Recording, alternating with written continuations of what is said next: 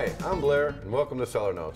Today we're joined by Brian Pasco. Brian, thanks very much for being here with us. Thanks, Blair, for having me. We're going to talk a little bit today about some box wines, some eco-friendly products. But first, why don't you tell us a little about your history, how you got into the business, what you've been doing up to this point? All right, I started the business in the wholesale side of it in Omaha, Nebraska, and I got transferred to St. Louis, Missouri when I went on the supplier side with Don Sebastiani and Sons. I've been with Don Sebastiani and Sons for over 20 years now in the calling on the Midwest on distributors throughout the middle of the country.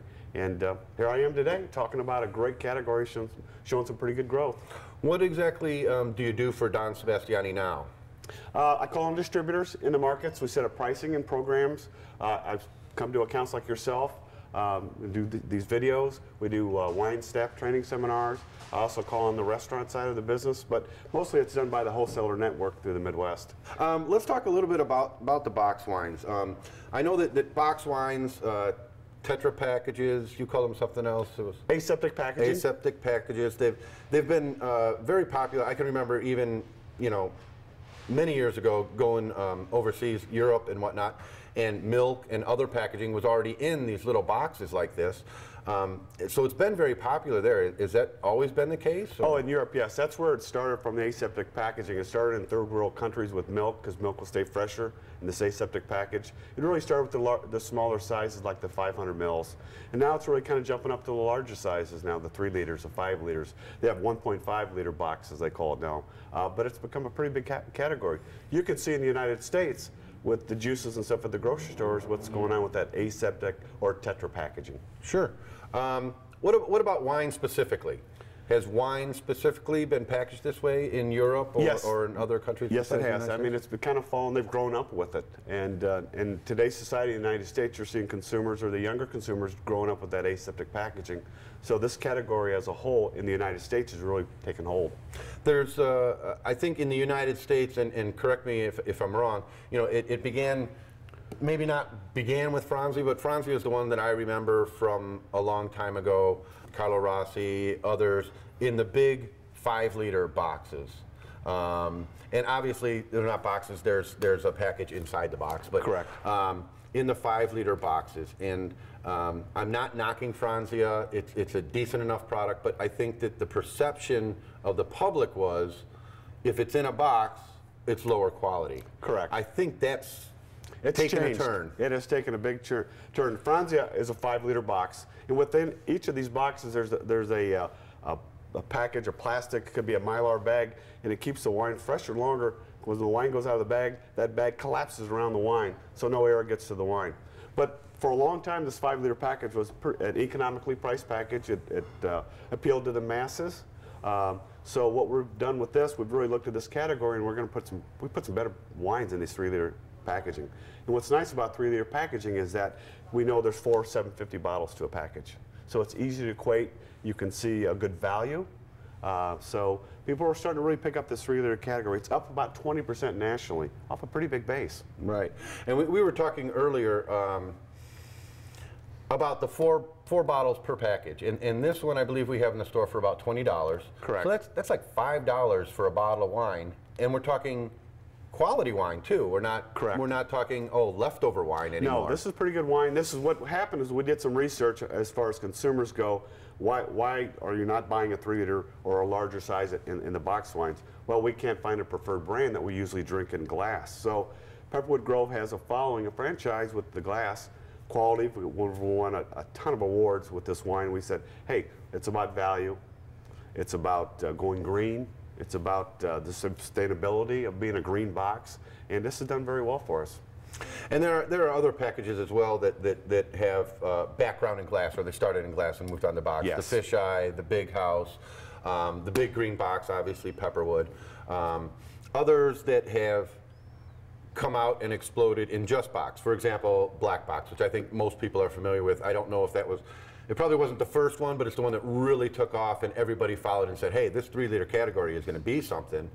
And you got quality wine in a value-orientated package, and I think that's what's driving the growth of this, don't you? All the way. The Black Box is really the first premium box that came on the marketplace, really testing those waters at over a certain dollar mark. it did very well because it's some pretty good quality juice in there. So these our competitors, or myself and Big House and stuff, and the Octavins, they said, hey, this is a great category. We've got a lot of consumers doing some research about it. Why are you buying that? A lot of people say, this is pretty good juice now. We're not afraid to bring it home. It's convenient, it stays fresher longer, and it's got some good value to it. So don't be afraid to buy a 3-liter box wine with Pepperwood Grove or Black Box, whatever they have in the store, because there's some pretty good juice in this stuff.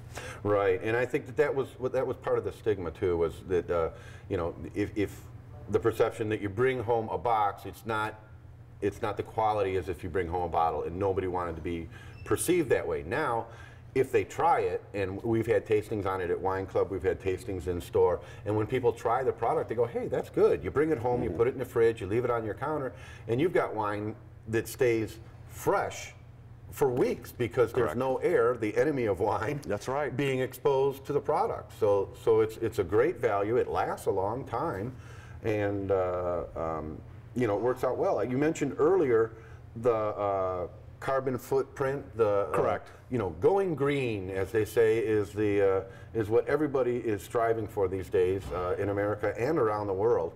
And these pretty much accentuate that point, don't they? Yeah, obviously when you put big green on the box, you know, it's got to be, has sustainability or carbon footprint, you might want to call it, but the box is 100% recyclable. So it's soy-based ink that we use. Freight-wise, we save on freight costs, fuel costs. When we ship, there's 4 to a case. There's less bottles involved, glass bottles, matter of fact, 4 less bottles. So we save on freight costs, so it saves the environment for gas. And it's pretty cool. And that's kind of huge, because when you think about it, you know, you take 1 case of this compared to 1 case of wine, and you multiply that times however many thousands of cases you're producing, it becomes substantial, doesn't it? It's a lot. I mean, everybody says at first, you know, it's not that much, but as you go on and this category grows even stronger, it's big. It's really big. Has the bottle taken a hit because of the boxes? It's taken, yeah. We don't see a foreseeable future where everything is produced in boxes, though. No, we're looking at some other boxes down the road. The Tetra Pak, like this. Yes. This cute little one. That's a cutie. Yeah. We're coming out with that. That's what I remember in Europe, that a lot of things were packed in like that. That's, you know, a single serving size or 2 serving size. People take it home. It's all about convenience. It's all about freshness and quality. But in our glass business, we've taken a little hit because of the value on the boxes. But you got to remember one thing. This is some studies we've done. People are more size loyal than they are brand loyal. So they'll stay on that 750 glass or 1.5 glass, and they'll change it only for a party or a function. They'll go to a 3-liter or a 4-liter or a 5-liter box. So we're getting some new consumers in the category. Wonderful. Yeah, and believe me, if you try any of these box wines or any of the new box wines out on the market, the quality is in the box. I mean, it is. Obviously, with anything in wine, there's going to be some you like and some you don't like, but the quality has come a long way, and it's really brought the box wine category along with it. So, you know, one thing we forgot to mention is the amount of the varietals in the 3-liter category. Everything under the sun, the Pinot Grigios, we got Old Vine Zin, Chard, Pinot Noir in the 3-liter box. Probably a Moscato is coming out in a 3-liter box. 1 or 2 Moscatos we have on the shelf. We've got 1 or 2 Rieslings already, and there's more of those coming. So they got all the varietals that people are preferring in the box wines now at a great price point. Wonderful, wonderful. Brian, thank you so much for being. Appreciate it. Brian with Don Sebastiani and Sons. Thank you so much for being with us. And remember, you can always check out Lakeville Liquors on our website. Thanks for being with us on the Cellar Notes.